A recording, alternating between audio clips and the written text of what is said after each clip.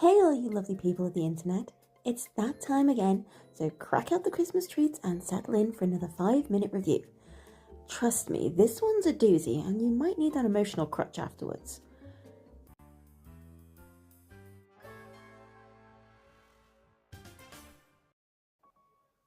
Night of the Lions is a short, narrative-heavy puzzle platformer brought to you by Eugene Zubko and a few other collaborators. It tells the story of Vita, a girl who has been forced from her home and how she has come to terms with the situation. The story is presented through the pages of Vita's diary, and you must traverse them to unlock more of what's happening and help Vita work through her mental state. It sounds pretty complex, and story-wise the game is giving you a lot to work with. However, gameplay-wise things are a little bit more straightforward. The game plays like your average platformer, but it has its own little twist that will keep you on your toes. You don't naturally have any moves other than moving left and right. You gain the ability to jump, dash and hover by interacting with coloured sections along the level. Sometimes it's just a blob of colour on the ground, other times it's an object such as a boxing glove or a window. Admittedly, this sounds like something that would frustrate, but it really doesn't. The game is structured in a way that you're never going too long without something to do. However, there is an element of urgency, as the power-ups don't last forever, and you have to use them before the timer runs out. This leads into the puzzle platform elements, as gradually more complex sections are introduced, all of them which fit thematically with the story at that point. There are also a few mini-games and activities that break up the action, add more narrative depth and enhance the story being told, and aren't just something meaningless and throwaway. The same could be said about the graphics. They look simple but perfectly capture the medium of the storytelling. I cannot deny I have dozens of notebooks strewn around my home, both from my teenage and grown-up years, all filled with doodles and random musings, and, admittedly more now, filled with other people's drawings.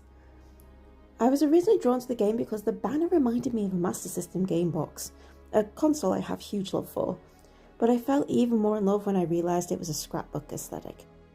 There is a real charm to the simple drawings of the characters, and they have been beautifully animated.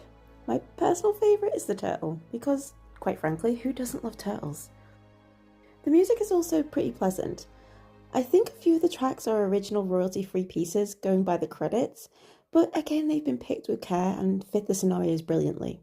However, I do have to give absolute kudos to Vita's voice actor, because I honestly think she smashed it.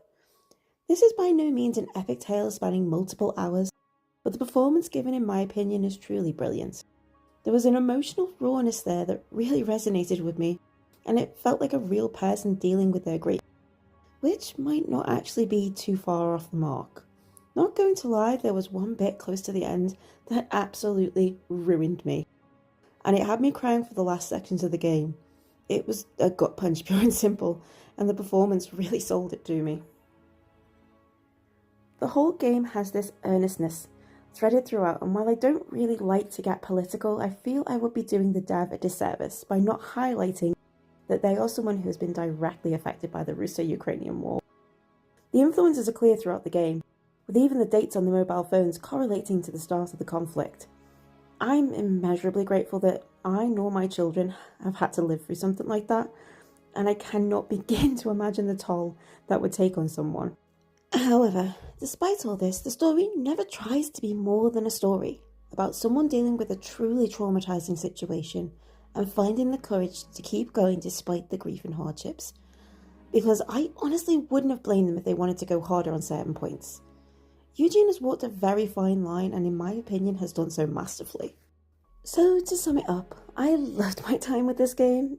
It was engaging and had some really fun platforming challenges, especially once all the abilities were unlocked and you had to chain things together. The story is short and melancholic, with a feel of real genuineness, and the voice acting is absolutely brilliant. It didn't get too preachy, although I certainly wouldn't have blamed the dev if they had, and it didn't outstay its welcome, being a quick 1 to 2 hour playthrough. Add in the fact it was relatively cheap, around £4 in Great British money. It was a game I won't soon forget. It really left that much of an impact. So this is usually the part where I plug my channel, but please go and support the developer of this game. They absolutely deserve the love more than I do. This is Lady signing off, and I'll see you soon. Bye!